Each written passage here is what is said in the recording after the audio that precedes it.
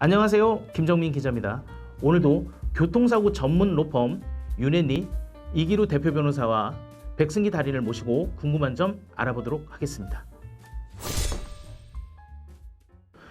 교통사고를 당했을 때 가해자가 보험에 가입하지 않거나 책임보험만 가입했을 때 무보험차 상해로 보상받는 것으로 알고 있는데요. 그런데 사고가 출퇴근 시간 등 산재가 적용되는 경우라면 어떻게 하는 게 좋을까요?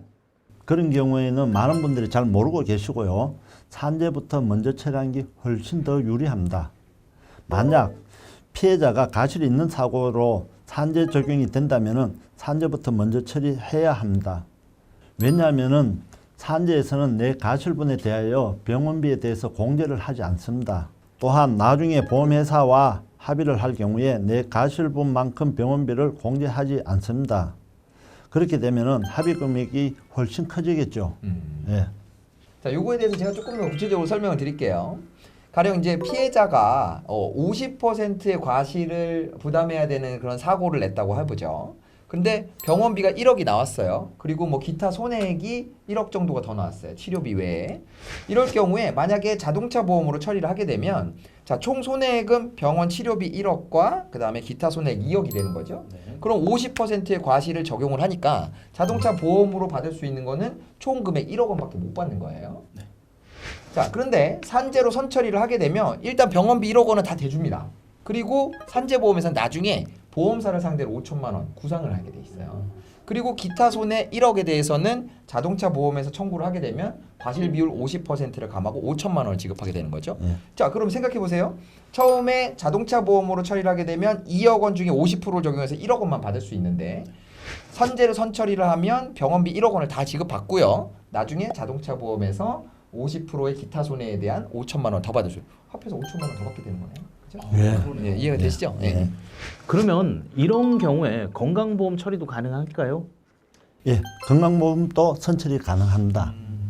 만약에 위와 동일 사고로 건강보험 선처리를 하면은 건강보험에서 먼저 선보상하고 상대 가실분은 가해자한테 구상이 들어갑니다. 내 가실분은 즉 건강보험으로 치료를 받게 되는 셈이죠. 그렇게 되면은 내 가실분의 치료비는 무보험차 상해에서 합의 시 공제되지 않고 기타 손해액에서 더 많은 금액으로 보상을 받을 수가 있습니다.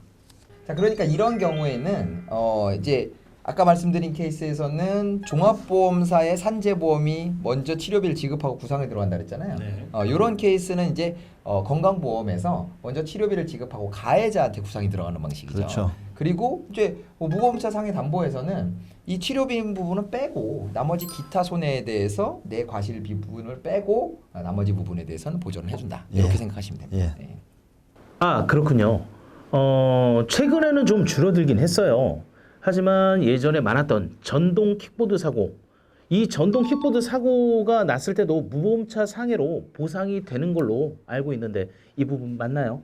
네, 그렇습니다. 이게 자동차 킥보드 사고가 많아지다 보니까 2020년 11월에 자동차 보험 약관 개정이 있었어요. 네. 그래서 이 전동 킥보드 같은 경우에는 당연히 뭐 보험을 들어놓지 않잖아요. 그렇죠. 그래서 이런 경우에 피해자도 무보험차 상해 담보 특약으로 내 피해에 대해서 보상을 받을 수 있도록 그렇게 약관이 개정돼 있기 때문에 지금은 전동 킥보드 사고를 당했을 때도 그 사람이 자동차 보험에 가입돼 있지 않다라는 걸 전제로 해서 내 특약으로 이제 보장을 받을 수가 있다는 거죠.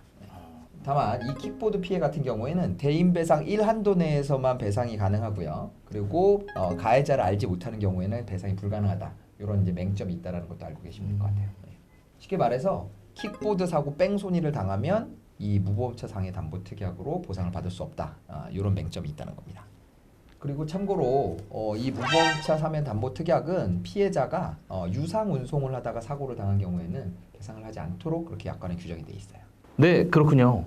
오늘도 두 분 전문가분들께 많은 부분 배워봤습니다. 오늘 영상 여기까지 하겠습니다. 영상에 도움이 되셨다면 구독, 좋아요, 알림 설정 부탁드리겠습니다. 그럼 유네니 TV는 다음 이 시간에 더 좋은 정보로 찾아뵙도록 하겠습니다. 지금까지 김정민, 이기루 백승기였습니다. 감사합니다.